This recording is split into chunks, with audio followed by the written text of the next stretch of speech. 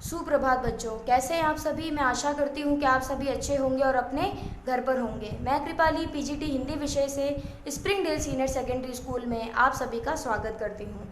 आज हम पढ़ेंगे कक्षा 9 की पाठ संख्या 4, जिसका नाम है माटी वाली। अब ये जो पाठ है ये लिखा है, ये एक कहानी है जो लिखी है विद्यासागर नोटियाल जी ने।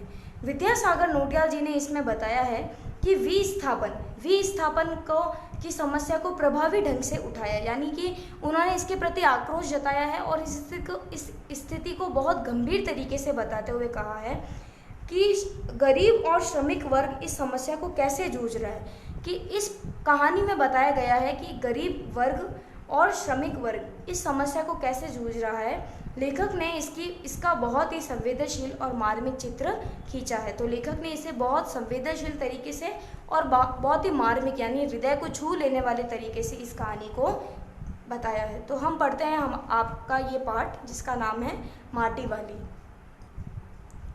शहर के सेमल का तप्पड़ मोहल्ले की ओर बने आखिरी घर की खोली में पहुंचकर उसने दोनों हाथों की मदद से अपने सिर पर धरा बोझा नीचे उतारा।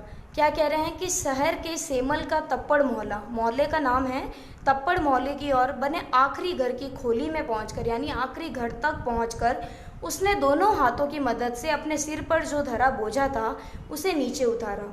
मिट्टी से भरा एक कंटर यानी कि कह सकते हैं आप कनस्तर कह सकते हैं या एक बोरा कह सकते हैं। माटी वाली कौन थी वो? माटी वाली।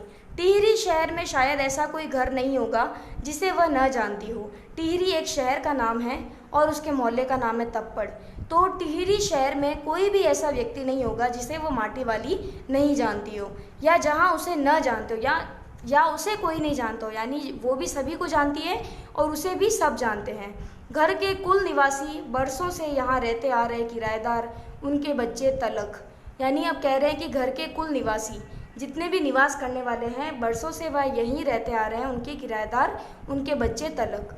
घर घर में लाल मिट्टी देते रहने के उस काम को करने वाली वह अकेली है, उसका कोई प्रतिद्वंदी नहीं। प्रतिद्वंदी यानी कि उसका कोई साथ में उस काम की मदद करने वाला कोई नहीं है। उसके बगैर तो लगता है टिहरी शहर के कई एक घरों में चूल्हों का जलना तक मुश्किल हो जाएगा। यानी जब उसके बगैर, उस माटी वाली के बगैर तो लगता है कि इस टिहरी शहर के कई एक घरों में चूल्हे का जलना तक मुश्किल हो जाएगा। वह न रहे तो लोगों के सामने रसोई और भोजन कर लेने के बाद अपने चूल्हे चौके की लिपाई करने की समस्या पैदा हो जाएगी। अब आप इसी बात समझ पा रहे हैं कि बहुत बहुत पुराने टाइम की ये कहानी बताई जा रही है, जब चूल्हा चौका लाल मिट्टी से थेपा जाता था, यानी लाल मिट्टी से चूल्हे का निर्माण किया जाता था। गाँवों में आपने आज भी कई घरों में ऐसा देखा होगा, जो छोटी छोटी बस्तियां हैं वहाँ पर ऐसे चूल्हों का निर्माण किया जाता है, जहाँ आज भी गैस नहीं है। आज भी आधुनिक तरीके के गैस जहाँ पर नहीं अपनाए जाते हैं, वहाँ पर चूल्हे चौकों की लिपाई इस लाल मिट्टी से की जाती है और उसे बेचती थी ये माटी वाली। भोजन जुटाने और खाने की तरह रोज की एक समस्या। घर में साफ लाल मिट्टी तो हर हालत में मौजूद रहनी ही चाहिए। चूल्हे चौकों को लीपने के अलावा साल दो साल में मकान के कमरों दीवारों की गोबरी लिपाई करने के लिए भी लाल मिट्टी की ज़रूरत पड़ती रहती है। अब इसमें लाल मिट्टी की महत्वता को बताया जा रहा है इस पाठ में कि किस प्रकार से उस समय में लाल मिट्टी बहुत अपना महत्वपूर्ण स्थान रखती थी। शहर के अंदर कहीं माट खान है नहीं, यानी माटा खान कहीं पर भी नहीं है जहाँ पर कह सकते हैं कि एक फैक्ट्री जहाँ पर लाल मिट्टी का निर्माण किया जा सके। भागीरथी और भिलांगना दो नदियों के तटों पर बसे हुए शहर की मिट्टी इस कदर रेतीली है कि उसमें चूल्हों की लिपाई का काम नहीं किया जा सकता। अब दो जगह बताई जा रही है, भागीरथी और भिलांगना। वहाँ की जो जगह है, वहाँ पर जो मिट्टी है वह रेतीली मिट्टी है और उस मिट्टी को चूल्हों की लिपाई के लिए काम में नहीं ले सकते। आने वाले नए नए किराएदार भी एक बार अपने घर के आंगन में उसे देख लेते हैं तो अपने आप माटी वाली के ग्राहक बन जाते हैं। जो नए नए किराएदार वहाँ पर आ रहे हैं तो वो अपने आप ही माटी वाली के ग्राहक बन जाते हैं जब वो आंगन में लाल मिट्टी को देख लेते हैं, क्योंकि वो भी अब खरीदेंगे तो उस माटी वाली से ही। इस प्रकार घर घर जाकर माटी बेचने वाली नाटे कद की एक हरिजन बुढ़िया माटी वाली। अब उसके चरित्र के बारे में बताया है कि उसका नाटा कद है। नाटा यानी कि वो थोड़ी हाइट में छोटी है और जाति से वह हरिजन है और बूढ़ी सी है, तो उसका नाम रख दिया है माटी वाली।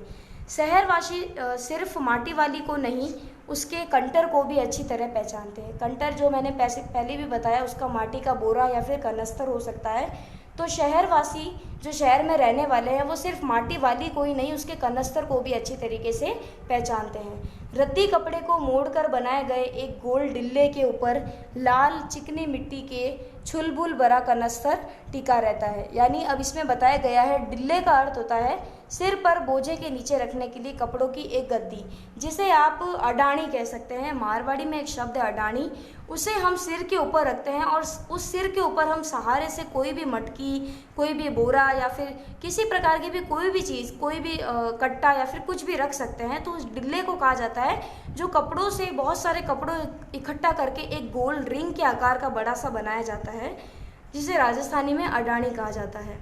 तो डिल्ले के ऊपर लाल चिकनी मिट्टी से छुलबुल भरा कनस्तर टिका रहता है, उसको टिकाने के लिए ये डिल्ला बनाया गया है। उसके ऊपर किसी ने कभी कोई ढक्कन लगा हुआ नहीं देखा। अपने कंटर को इस्तेमाल में लाने से पहले वह उसके ऊपरी ढक्कन को काट कर निकाल फेंकती है। किसके? कनस्तर के। ढक्कन के न रहने पर कंटर के अंदर मिट्टी भरने और फिर उसे खाली करने में आसानी रहती है। बार बार ढक्कन को खोलना करना, तो ये सब नहीं करके माटी वाली ने उस ढक्कन को काट ही दिया है। उसके कंटर को जमीन पर रखते रखते सामने के घर से 9-10 साल की एक छोटी लड़की कामिनी दौड़ती हुई वहां पहुंची और उसके सामने खड़ी हो गई। अब कामिनी का चरित्र बताया गया है। मेरी माँ ने कहा है जरा हमारे यहाँ भी आ जाना। कौन कह रहा है? कामिनी कह रही है, अभी आती हूँ। ये कौन कह रहा है? माटी वाली। घर की मालकिन ने माटी वाली को अपने कंटर की माटी कच्चे आंगन के एक कोने पर उड़ेल देने को कह दिया। यानी वहाँ अपनी जो कंटर में जो माटी थी उसे उसके घर के एक कोने में डाल देना, उड़ेल देना यानी नीचे गिरा देने को कह दिया। तू बहुत भाग्यवान है, चाय के टाइम पर आई है हमारे घर। भाग्यवान आए खाते वक्त, यानी कहा जाता है कि जब भी खाते वक्त कोई मेहमान अपने घर में आ जाता है तो उसे बहुत भाग्यवान समझा जाता है। तो उस कामिनी के घर पे भी चाय के टाइम, यानी कि चाय का समय हो गया था, टाइम हो गया था। तो वो बोलती है, वो औरत जो होती है वो बोलती है कि तू बहुत भाग्यवान है। किसे? माटी वाली को, कि चाय के समय पर आई है। और भाग्यवान ही ऐसे लोग होते हैं जिनके घर पर कुछ खाना बनाते समय, खाना खाते समय कोई आता है। वह अपनी रसोई में गई और 2 रोटियां लेती आई। रोटियां उसे सौंपकर वह फिर अपनी रसोई में घुस गई। माटी वाली के पास अच्छे बुरे या बुरे भाग्य के बारे में ज़्यादा सोचने का वक्त नहीं था। यानी उसे ये सब मालूम नहीं था कि घर में अगर कोई खाना बनता है, कोई खाना खाता है, कोई किसी प्रकार का कुछ भी बन रहा हो रसोई में और कोई मेहमान आ जाए तो उसे भाग्य पर कोई ज़्यादा विश्वास नहीं था, तो वो ज़्यादा सोचती भी नहीं थी भाग्य के बारे में। घर की मालकिन के अंदर जाते ही माटी वाली ने इधर उधर तेज निगाहें दौड़ाई। यानी उसने अपनी तेज निगाहों से सभी चारों तरफ देखा। हाँ, इस वक्त वह अकेली थी, उसे कोई देख नहीं रहा था। उसने फौरन अपने सिर पर धरे डिल्ले के कपड़े के मोड़ों को हड़बड़ी में एक झटके में खोला और उसे सीधा कर दिया। फिर एक हरा खुल जाने के बाद वह एक पुरानी चादर के एक फटे हुए कपड़े के रूप में प्रकट हुआ।